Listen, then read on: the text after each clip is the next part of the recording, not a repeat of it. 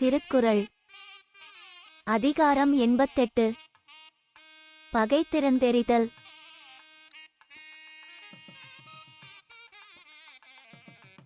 பகை என்னும் பண்பில் அதனை ஒருவன் நகையையும் வேண்டற்பாற்று அன்று.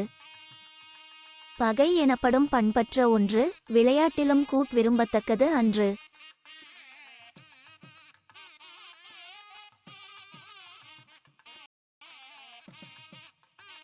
வில்லேர் உழவர் பகை கொளினும் கொளற்க சொல்லேர் உழவர் பகை. வில்லை ஆயுதமாக கொண்ட வீரரோடு பகை கொண்டாலும் சொல்லை ஆயுதமாக கொண்ட எழுத்தாளரோடு பகை கொள்ள வேண்டா.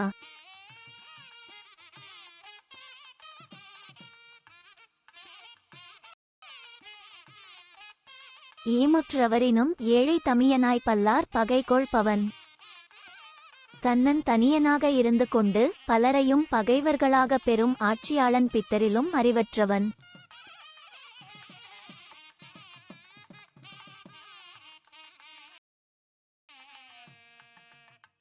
பகை நட்பா கொண்டொழுகும் பண்புடை யாழன் தகைமைக்கண் தங்கிற்று உலகு.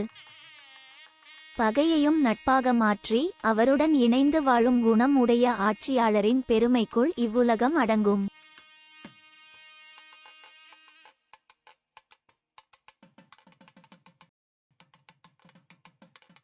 தன்துணை இன்றால் பகையிரண்டால் தானொருவன் இன்துணையா கொள்கவற்றின் ஒன்று. தமக்கோ உதவும் நண்பர் இல்லை, தம்மை பகைப்பவரோ இருவர். அப்போது தனியாக இருக்கும் ஆட்சியாளர் தம்மை பகைக்கும் இருவருள் ஒருவனை இனிய நட்பாக மாற்றிக்கொள்க.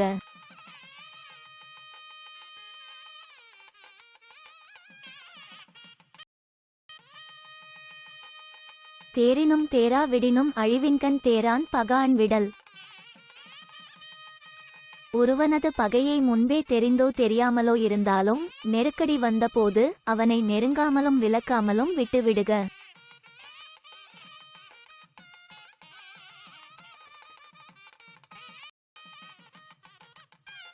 நோவட்க நொந்தது அறியார்க்கு மேவட்க மென்மை பகைவர் அகத்து.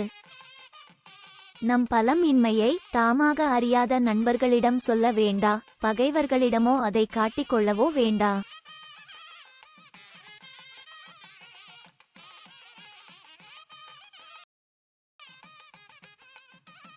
வகையறிந்து தற்செய்து தற்காப்பமாயும் பகைவர்கண் பட்ட செருக்கு.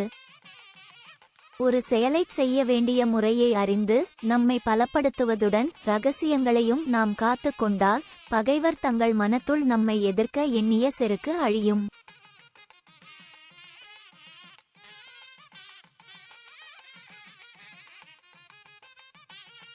இளைதாக முள்மரம் கொல்க களையினர் கைகொள்ளும் காழ்த்த இடத்து. நம்மை அழிக்க எண்ணும் முள் மரத்தை அது வளரும் போதே அழித்து விடுக, வளர்ந்துவிட்டால் அழிக்க எண்ணுபவரின் கையை அது அழிக்கும்.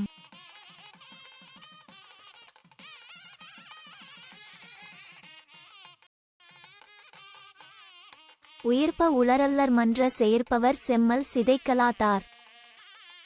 நம்மை பகைப்பவரின் செருக்கை ஏளனமாய் எண்ணி அழிக்காமல் விடுபவர் மூச்சுவிடும் நேரத்திற்குள் பகைவரால் நிச்சயம் அழிக்கப்பவர்.